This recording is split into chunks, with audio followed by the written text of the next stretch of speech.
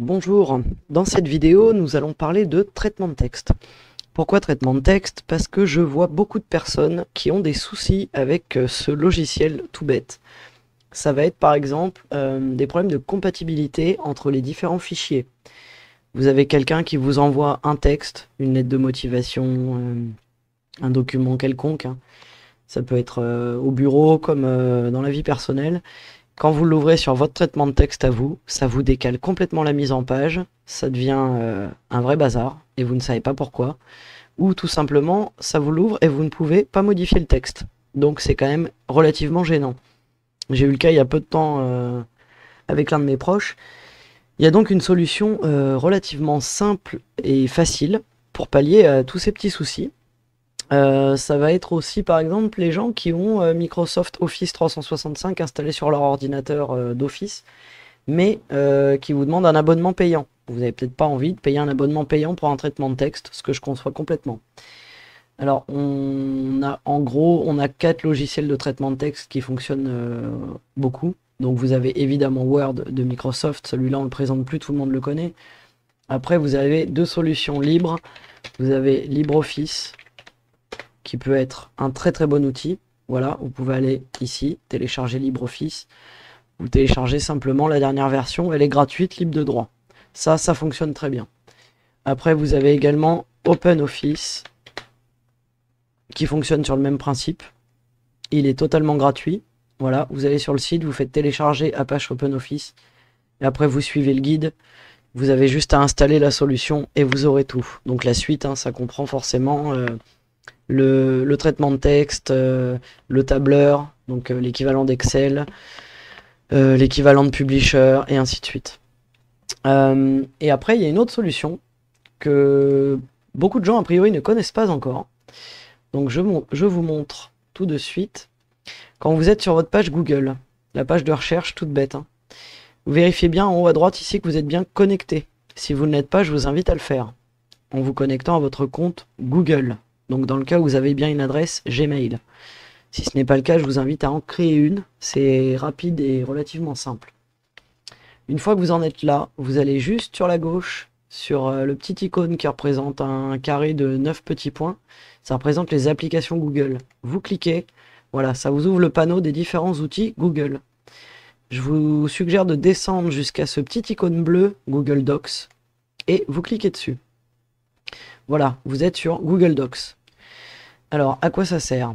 Google Docs, vous pouvez ou bien créer un premier document vierge en cliquant ici. Vous allez voir, ça vous ouvre voilà, une page blanche avec l'éditeur de texte classique. Je pense que vous ne serez pas perdu dans le sens où ce sont les mêmes outils que sur tous les traitements de texte. Vous avez les différentes polices d'écriture, la taille de la police d'écriture, les options gras, italique, souligné, surligné, couleur du texte et compagnie. Possibilité d'insérer des liens, d'insérer des images, voilà, l'alignement du texte et ainsi de suite.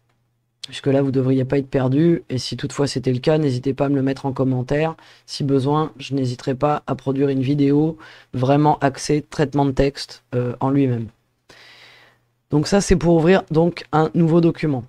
Ensuite vous pouvez nommer ici, on va l'appeler doctest ici.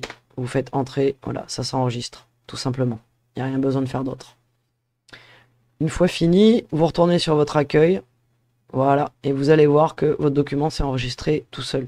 Donc ça c'est super important. Si vous êtes en train de travailler depuis un bon moment sur un document, que votre ordinateur plante, qu'il y a une panne de courant, une panne d'internet ou que sais-je, vous avez la possibilité de récupérer votre travail. Parce que Google va enregistrer de façon très régulière le travail que vous êtes en train de générer. Donc pas de souci, vous pourrez le récupérer. De même, vous pouvez le récupérer en dehors de chez vous ou de votre bureau avec votre téléphone portable, votre tablette, un autre ordinateur. Vous vous connectez simplement à votre compte Google de n'importe quel appareil. Vous allez récupérer votre travail. Et ça, dans bien des cas, c'est extrêmement pratique. C'est pas hébergé sur l'ordinateur comme avec la majorité des traitements de texte. Alors si par exemple vous travaillez à plusieurs sur le même document, c'est hyper pratique aussi. Donc je vais vous montrer, vous avez aussi la possibilité de gérer des documents à partir de modèles. Je m'explique, vous voulez par exemple écrire, je sais pas moi, une lettre de motivation. Vous avez ici des modèles de lettres. Vous cliquez, ça va vous ouvrir le modèle. Voilà, vous avez déjà tout de prévu. Vous n'avez plus qu'à remplacer votre nom, vous le remplacez. Hop là, vous remplacez votre adresse. À chaque fois avec la souris, en fait, vous allez récupérer les endroits à modifier. Si vous n'êtes pas sûr de votre coup, vous faites ligne par ligne. Tout simplement. Nom d'une personne, je sais pas moi, madame, monsieur, si vous voulez. Voyez, vous pouvez remplacer ici, vous remplacez par la lettre que vous voulez taper. À la fin, vous remettez votre nom, hop, et tout est OK. Ici, vous faites fichier, vous faites télécharger, et là, vous avez l'embarras du choix pour les formats d'exportation. Vous avez le format natif de Word, celui d'OpenOffice. Bon, le format RTF, c'est un peu moins utilisé, mais sait-on jamais. Et après, si vous envoyez une lettre de motivation, un CV ou un document qui sera pas modifiable, mais vous voulez absolument que la personne puisse l'ouvrir et bien le lire, vous l'envoyez en document PDF et là, vous êtes tranquille. Vous êtes sûr que ça arrive. Vous l'enregistrez, il est en PDF, hop, voilà. N'importe qui peut l'ouvrir, même sur un navigateur internet, parce que oui, Google Chrome permet aussi d'ouvrir les documents PDF et de les imprimer ou de les télécharger. Voilà, voilà. Vous pouvez également, quand il s'agit d'un problème de compatibilité, donc si vous avez reçu un document texte, que votre traitement de texte à vous ne l'ouvre pas comme vous le voudriez, qu'il est ou non modifiable ou complètement cassé, vous allez aller dans Fichier, vous allez faire Ouvrir. Voilà, ça vous ouvre cette petite fenêtre. Vous allez sur Importer ici, puis sur Parcourir. Et là, ça vous ouvre l'explorateur de fichiers de votre ordinateur, en gros. Donc si vous l'avez téléchargé par exemple d'une boîte mail, votre document, normalement il est dans téléchargement. Vous récupérez le document en question, celui-ci a été créé sur Word par exemple, vous faites ouvrir, Google Docs va télécharger votre document et l'importer, voilà, et ça va vous ouvrir le document en question. Tout simplement. Alors en l'occurrence... Et voilà, ça nous l'a ouvert 2 fois de suite. Moi, c'était celui-là. Voilà. Donc, je l'avais créé exactement de cette façon sur Word. Ça a bien conservé les couleurs, les petites listes à puces, le titre, les paragraphes. Enfin, je veux dire, votre mise en page ne bouge pas et c'est hyper pratique. Vous pouvez également partager votre document. Donc là, vous allez pouvoir le partager. Si vous avez d'autres personnes dans vos contacts, bon, moi, là, en l'occurrence, j'ai que ça parce que c'est pour le travail.